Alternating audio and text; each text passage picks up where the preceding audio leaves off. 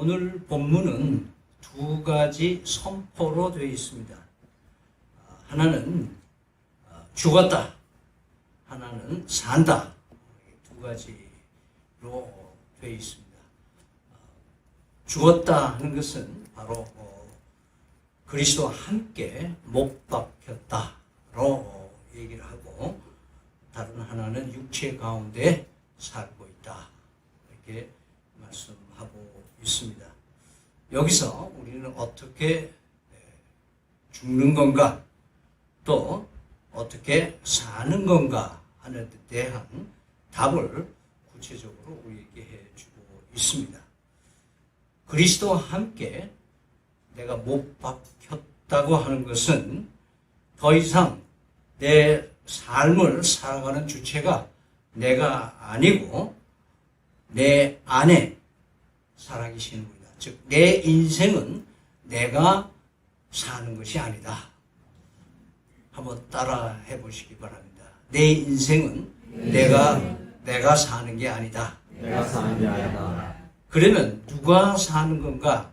내 삶의 주체는 내 안에 그리스도께서 살아계시면서 주체가 되어주신다.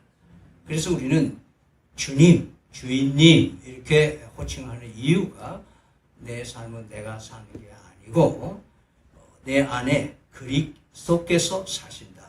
따라하시기 바랍니다. 내 안에 그리스도께서 사신다. 내 안에 그리스도께서 사신다. 그런데 여전히 육체 가운데 살고 있는데 어떻게 예수 그리스도를 주인으로 해서 살 수 있을까? 이것이 질문이 될 수 있을 것입니다. 하나님의 아들을 믿는 믿음 안에서 살기 때문에 가능하다. 이렇게 아주 쉽게 말씀대로 답을 할 수가 있습니다. 그런데 우리의 믿음이 육체 가운데 살 수 있게 해주는 것처럼 착각해서는 안 된다. 우리의 믿음이 대상이 되시는 분, 하나님의 아드님이 가능케 해주신다. 그것을 믿음이라는 채널을 통해서 이루어 가신다는 것이죠. 그 하나님의 아들은 사실은 내가 나를 사랑할 수도 없잖아요. 여러분, 내가 나를 사랑할 수 있는 수준이 되면 대단한 사람입니다. 내가 나도 사랑하지 못하고 용납하지 못하는 이런 죄인을 하나님께서 그 아들 예수 그리스도 통해서 나를 사랑하신다고 하는 그 사실 자체가 어찌 감동이 아닐 수가 있겠습니까? 따라서 그 사랑을, 하나님의 사랑을 아들 예수 그리스도를 통해서 확증하여 보여주신 그 사랑을 마땅히 멸망받아야 싼 나 같은 죄인을 위해서 십자가에서 단번에 피 흘려 돌아가시고 당신을 내어주신 분, 하나님의 전부를 나를 위해서 내어주신 분, 그분의 실존이 우리 속에 있기 때문에 가능하다고 말씀하고 있습니다. 이런 값 없이 주신 은혜, 그것을 우리는 은혜 받은 삶이다. 자, 우리를 영생으로 옮겨주신 믿음 하나 보시고 영생으로 오신 그 하나님의 아드님, 그것은 바로 예수 그리스도를 구주로 믿을 때에 나에게 적용되는 하나님의 조건 없는 선물이 된다고 말씀을 드립니다. 그런 의미에서 내가 어떻게 죽을 수 있고 내가 어떻게 살 수 있는가를 바울 사도는 로마서 6장에서 아주 세세하게 우리에게 설명을 해주고 계십니다. 로마서 6장 4절에서 14절 말씀인데요. 새 번역 성경으로 제가 찬찬히 읽어드리겠습니다. 그러므로 우리는 세례를 통하여 그의 죽으심과 연합함으로써 그와 함께 묻혔던 것입니다. 그것은 그리스도께서 아버지의 영광으로 말미암아 죽은 사람들 가운데서 살아나신 것과 같이 우리도 또한 새 생명 안에서 살아가기 위함입니다.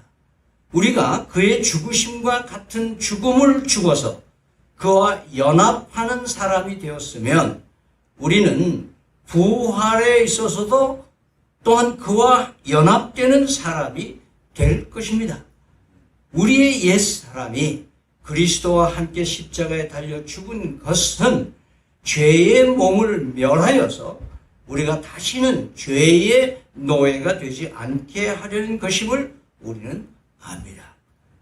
죽은 사람은 이미 죄의 세력에서 해방되었습니다. 우리가 그리스도와 함께 죽었으면 그와 함께 우리도 또한 살아날 것임을 믿습니다. 우리가 알기로 그리스도께서는 죽은 사람들 가운데서 살아나셔서 다시는 죽지 않으시며 다시는 죽음이 그를 지배하지 못합니다. 그리스도께서 죽으신 죽음은 죄에 대하여서 단번에 죽으신 것이요 그분이 사시는 삶은 하나님을 위하여 사시는 것입니다. 이와 같이 여러분도 죄에 대해서는 죽은 사람이요 하나님을 위해서는 그리스도 예수 안에서 살고 있는 사람이라는 것을 알아야 합니다. 그러므로 여러분은 죄가 여러분의 죽을 몸을 지배하지 못하게 해서 여러분의 몸의 정욕에 굴복하는 일이 없도록 하십시오. 그러므로 여러분은 여러분의 지체를 죄에 내맡겨서 불의의 연장으로 되게 하지 마십시오. 오히려 여러분은 죽은 사람들 가운데서 살아난 사람답게 여러분을 하나님께 바치고 여러분의 지체를 의의 연장으로 하나님께 바치십시오. 여러분은 율법 아래 있지 않고 은혜 아래 있으므로 죄가 여러분을 다스릴 수 없을 것입니다. 아멘. 자, 그러므로 우리가 지금 여전히 이 세상에서 육체 가운데 살아가는 그 동력은 그리스도께서 우리 안에 살아계시면서 성령으로 인도 교제 충만케 하시기 때문에 가능한 것입니다. 다른 표현으로 하면 예수님이 우리 안에 계시기 때문에 가능한 것입니다. 이것은 우리 속에 마치 복원력을 지니고 있다는 뜻입니다. 예수님이 우리 안에 계시다는 것, 여러분 세월호가 전복된 원인 중에 하나가 그 배 밑에 있는 복원수라고 하는 복원수가 텅텅 비었기 때문에 배가 어느 정도 기울어졌을 때 다시 복원되는 힘을 잃었기 때문에 전복되었다는 소식을 여러분 기억할 것입니다. 우리 속에 예수님이 거하신다는 사실은 우리는 하나님의 능력의 복원력이 우리 안에 실존한다는 것을 잊지 마시기 바랍니다. 아멘. 여러분 오뚜기라는 완구가 있습니다. 그 오뚜기가 넘어져도 다시 일어나는 것은 그 속에 납덩어리 무거운 것이 거기 있기 때문에 넘어져도 다시 일어나는 겁니다. 이것이 육체 가운데 살 수 있는 가능성을 그 능력을 예수 그리스도를 통해서 오늘 말씀하고 계시는 겁니다. 우리는 육체 가운데 이 험한 세상에 살고 있지만 두려워하거나 실망하지 않고 은혜에 충만한 가운데 날마다 기쁨으로 살아낼 수 있는 이유가 여기에 있습니다. 지난번에 요한복음 3장 16절을 말씀을 드렸는데요. 멸망 가운데 있던 자가 예수 그리스도를 믿으면 영생의 삶으로 전격적으로 변화되는 약속의 말씀입니다. 이 영생의 개념은 하나님의 시간이 우리 속에 들어와서 우리가 하나님의 시간에 편입되어 살아가게 된다는 의미입니다. 또 다른 의미는 하나님과 공간을 같이 나누는 관계로 변화됐다라는 의미입니다. 다시 말해서 예수를 구주로 믿으면 영생을 얻는다는 언어 속에 숨겨진 비밀은 하나님과 시 공간을 같이 한다는 것입니다. 이것을 일목요연하게 말해주는 단어가 임마누엘이라는 단어입니다. 하나님은 시간과 공간을 우리와 함께 하시기 위해서 아들 예수 그리스도를 통해서 우리에게 완성해 주셨다는 것을 우리는 기억하게 됩니다. 예수를 구주를 믿는다. 그것은 육체 가운데 살아갈 수가 있다. 예수 그리스도를 통해서 예수 그리스도 안에서 예수 그리스도와 연합함으로써 가능한 삶을 하나님이 우리에게 약속해 주셨다. 이렇게 예수 그리스도를 믿음으로 하나님께서 우리와 시 공간을 같이 하여 주신다는 신비한 삶을 우리가 살고 있음을 믿으시기를 바랍니다. 우리가 영생을 누리며 사는 것이 그리스도인의 환희요 감동인 것입니다. 그런데 우리는 아직도 신앙생활에 기쁨과 감동이 없이 사는 경우가 많습니다. 왜 그러냐? 저는 이 말씀을 묵상하면서 하나님과의 관계를 거리감으로 인식하고 있는 우리의 신앙이라는, 우리의 생각이 하나님과 관계를 늘 거리 관계로 얘기하고 있어요. 그래서 내가 좀 하나님과 좀 멀어졌나? 하나님께 좀 더 가까이 가야 되지 않는가? 이런 생각으로 우리는 삽니다. 여기에 이런 생각을 우리에게 준 이유는 오랜 동안 우리 교회에서, 기독교에서 말하고 있는 예수님의 임재의 위치에 대한 것들을 삭갈리게 만드는 많은 이 문학 서적들과 특히 찬송가가 그렇게 많이 영향을 줍니다. 여러분 중에 서구 사회에서는 성경 외의 필독 도서라고 하는 존 버년의 철로 역전이라는 것을 잘 아실 겁니다. 크리스천인 사람이 좁은 길을 걸으면서 천국에 이르기까지 다양한 고난과 역경과 아픔과 힘든 일들을 겪어내면서 마지막 천국에 입성하는 모습을 그린 소설입니다. 그건 사실이 아니고. 두 번째 작품은요, 많은 그리스도인, 특히 헌신자들의 이 필독도서로 알고 있는 토마스 아퀴퍼스의 그리스도를 본받아라는 책입니다. 굉장히 훌륭한 책이고 많은 그리스도인들의 영향을 준 책입니다. 그러나 우리는 예수 그리스도를 본받을 수는 없습니다. 여러분이 잘 아시는 영국의 마틴 로이드 존스 목사님께서 마지막 그의 설교에서 한 유명한 얘기가 있습니다. 기독교는 그리스도를 본받는 종교가 아니다. 그렇게 선포를 했습니다. 왜 그러냐? 그분의 설명은 기독교는 윤리의 종교가 아니기 때문에 그렇다. 그리스도를 본받음이 인간에게 구원을 제공해 주지는 않는다. 그리스도를 본받음이 영원한 생명으로 연결되지는 않는다. 그리스도를 본받음이 풍성한 삶을 허락하지도 않는다. 왜냐하면 닮으려고 노력할수록, 가까이 가려고 갈수록 점점 멀어져 가는 듯한 마치 신기루 같은 하나님이 아닌가 하는 생각이 날 정도, 회의가 갈 정도로 우리는 하나님과의 거리 관계로 생각하고 있다. 지난번에도 한번 말씀드렸습니다만은 거리감으로 시적인 표현을 한 찬송가가 굉장히 많습니다.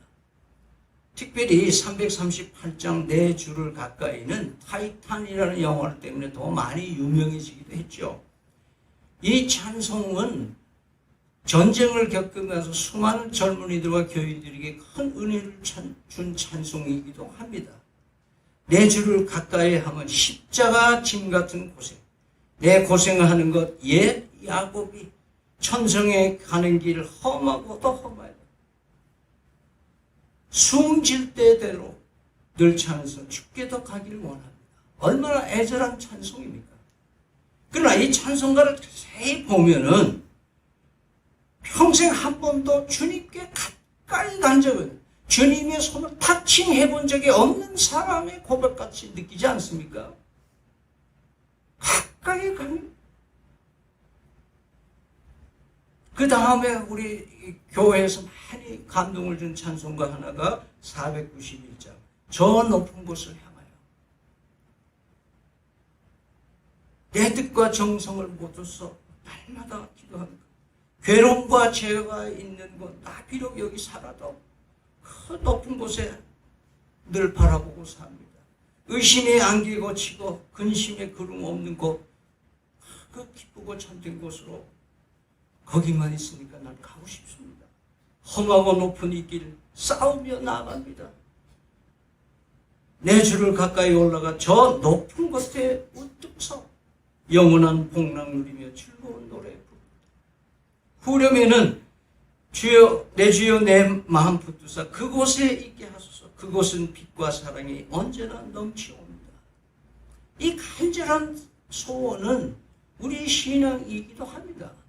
그러나 여기서 주는 하나님과의 거리감, 그리고 현재는 별 관심이 없으신 하나님같이 보여지고 하나님의 빛과 사랑이 현재 우리가 살아가는 이 세상에서 효력을 발생하지 못하는 것 같은 그런 인식을 우리에게 심어준 찬송 아닙니까? 그곳에는 빛과 사랑이 넘치지만 여기는 빛과 사랑이 모자랍니다. 그런 고백이 아니겠습니까? 현세적인 생활은 늘 괴롭고 고생스럽죠. 저 곳은 빛난다. 주님의 빛 되심은 지금도 강력하게 역사하는 줄 믿습니다. 아멘. 주님이 다함이 없는 사랑은 지금도 우리의 삶의 곳곳에서 우리의 심령 속에 역사하는 줄 믿습니다. 여기서 우리는 심각하게 예수님이 어디에 계신가 하는 질문을 해봐야 될 것입니다. 구약시대에는 그때 특정인에게 나타나셔서 하나님이 찾아오시곤 하셨던 기록을 봅니다. 모세 이후에는 돌판에 계명을 새겨주시고 법궤에 보관하면서 그 법궤에 하나님이 임하시는 것으로 시청각으로 하나님의 임재를 그들에게 보여주셨습니다. 그래서 법궤가 앞으로 가면 구름기둥과 불기둥으로 그걸 따라서 행진했고 캠프할 때는 그 법궤가 가운데 너희 가운데 내가 있다라고 하는 것을 알려주시는 그런 임재의 모습을 구약에서는 봅니다. 솔로몬 성전 이후에는 그 법궤를 모신 지성소에 하나님이 거하신다는 생각으로 많은 사람들이 이 성전 예배를 의무화하고 안식일을 지키는 것으로 미화했습니다. 그런데 이런 성전의 의미가 현대 교회에도 마치 성도들이 교회당에 가면 하나님을 만나는 것, 하나님이 교회당에 거하는 줄 오해를 해주는 그런 시스템, 그런 종교의 의미로 많이 쇠뇌되어 있다는 것을 우리는 기억할 수가 있습니다. 물론 신약 시대에는 예수님의 위치가 요한복음 10장에 보면은 내가 양들의 이름들을 알고 내가 그를 불러내서 내가 앞서가고 그들은 나를 따를 것이다. 그리고 주님 어디 계십니까? 나를 따르라. 그 주님을 따르는 거 굉장히 훌륭한 제자도의 의미가 팔로워라고 얘기를 하고 있습니다. 그러면서 임마누엘로 오신 예수님이 성령으로 강림하시면서 하나님이 계시는 곳이 어딘지, 예수님의 현 주소가, 거주지가 어디신지를 우리는 확실히 이 시대에 깨닫고 살아야 될 것입니다. 예수님께서는 이런 말씀을 하셨습니다. 누가복음 17장 21절에 거기에 모인 사람들은 바리새인들과 제사장들과 종교자들, 예수님을 핍박하고 냉소하는 사람들의 무리들이 거기에 있었고 그리고 거기에는 제자들도 거의 같이 있었습니다. 근데 여기서 예수님이 이런 얘기를 합니다. 하나님의 나라에 대한 얘기를 질문을 하면서 토의를 하고 있는데 여기 있다 저기 있다 하고도 못하리니 하나님의 나라는 너희 안에 있느니라. 그렇게 얘기를 했었습니다. 여기서 말씀하시는 이 모여있는 사람들 그 가운데 거기 서 있는 그분이 하나님의 나라라고 하는 의미를 얘기를 하고 있습니다. 이 땅에 찾아오신 예수님의 임마누엘 모습을 그때 얘기를 하고 있습니다. 그러나 거기 와 계시지만 이 종교 지도자들하고는 아무 관계가 없는 존재입니다. 그러나 제자들에게는 예수를 그리스도로 믿고 따르는 사람들의 그 마음 속에 거하시는 너희 안에 하나님의 나라가 이미 임하여 있다라고 하는 의미는 여기 두 가지 의미를 동시에 우리에게 말씀하고 있습니다. 그러면 우리는 임마누엘로 지금 그리스도께서 현존하고 계시는데 예수를 믿는 사람과 믿지 않는 사람의 임마누엘의 의미는 천양지 차이일 겁니다. 예수님이 이 땅에 임마누엘로 존재하시고 성령의 강림해서 이곳에 계시지만은 거절하고 믿지 않는 사람들에게는 아무런 의미가 없는 임마누엘입니다. 그러나 예수를 구주로 믿는 사람에게는 그 안에 그리스도께서 임함으로 인해서 예수님의 하나님의 거처로서의 우리의 삶이 된다고 하는 그런 차이가 여기에 있는 것입니다. 왜 예수님께서는요 제자들에게 다음과 같이 말한 부분이 있습니다. 어떤 사람이 누가복음 9장에서요 어떤 사람이 와서 어디로 가시든지 저희들이 따라가겠습니다. 그러니까 예수께서 이르시되 여우도 굴이 있고 공중에 새도 집이 있으되 인자는 머리 둘 곳이 없도다. 머리 둘 곳이 없다. 예수님은 자기 집도 없고 무주택자일 뿐 아니라 홈레스 피플인가? 이런 모습이 예수님이 얘기를 하고 있는 겁니다. 그 예수님께서 강조하신 것은 자신을 환영하고 영접하는 자가 없다라는 뜻이 아니겠습니까? 예수님은 지금도 임마누엘 하셔서 믿는 자들에게 거처를 삼으시기를 원하십니다. 요한복음을 열면서 하나님의 그 구세주께서 오셨지만 그 백성을 위해서 왔지만 그 백성들이 영접치 않았다. 그러나 영접하는 자 곧 그 이름을 믿는 자에게는 하나님의 자녀가 된다. 크리스마스 때마다 빈방이 있습니까? 라는 그 천국을 하지 않습니까? 예수님 탄생 시에 거처가 없으셨다는 거 탄생 스토리 중에 슬픈 이야기 중에 하나 아닙니까? 그러면서 예수님은 요한복음을 통해서 거처를 확실히 알려주십니다. 미래형 거처를 약속하실 때에는 예수님께 잡혀가시기 직전에 제자들이 실망하고 있을 때 요한복음 14장 2절 3절에 내 아버지 집에 거할 곳이 많도다. 그렇지 않으면 너희에게 일렀으리라. 내가 너희를 위하여 거하기를 거처를 예비하러 가노니 가서 너희를 위하여 거처를 예비하면 내가 다시 와서 너희를 내게로 영접하여 나 있는 곳에 너희도 있게 하리라. 이렇게 미래형으로 거처를 확실하게 우리는 홈레스 피플이 아니다. 이 땅에 나그네처럼 다녀도 돌아갈 곳이 있다. 돌아갈 곳이 있다. 그렇게 약속을 했어요. 그러나 미래적 인재로만 말씀하신 게 아니라 14장의 밑으로 내려가면 23절에 이렇게 말씀합니다. 예수님께서 대답하여 이르시되 사람이 나를 사랑하면 내 말을 지키리니 내 아버지께서 그를 사랑하실 것이요 우리가 그에게 가서 거처를 그와 함께 하리라. 너희가 말씀으로 예수 그리스도를 영접하고 믿기 시작하면은 그럼 네가 내 거처가 될 거다. 그래서 나를 홈레스 피플로 자꾸 밖에 내보내 두지 마라. 나를 영접해서 나하고 같이 살자. 너는 나하고 같이 살아야 행복하다. 그러면서 15장에 가서는 이렇게 얘기를 합니다. 내 안에 거하라. 나도 너희 안에 거하리라. 가지가 포도나무에 붙어있지 아니하면 스스로 열매를 맺을 수 없음 같이 너희도 내 안에 있지 아니하면 그리하리라. 나는 포도나무에 너희는 가지라. 그가 내 안에 내가 그 안에 거하면 사람이 열매를 많이 맺나니 나를 떠나서는 너희가 아무것도 할 수 없습니다. 사람이 내 안에 거하지 아니하면 가지처럼 밖에 버려져 마르나니 사람들이 그것을 모아다가 불에 던져 사느니라. 예수님을 그리스도 믿고 사는 것은 죽는 겁니다.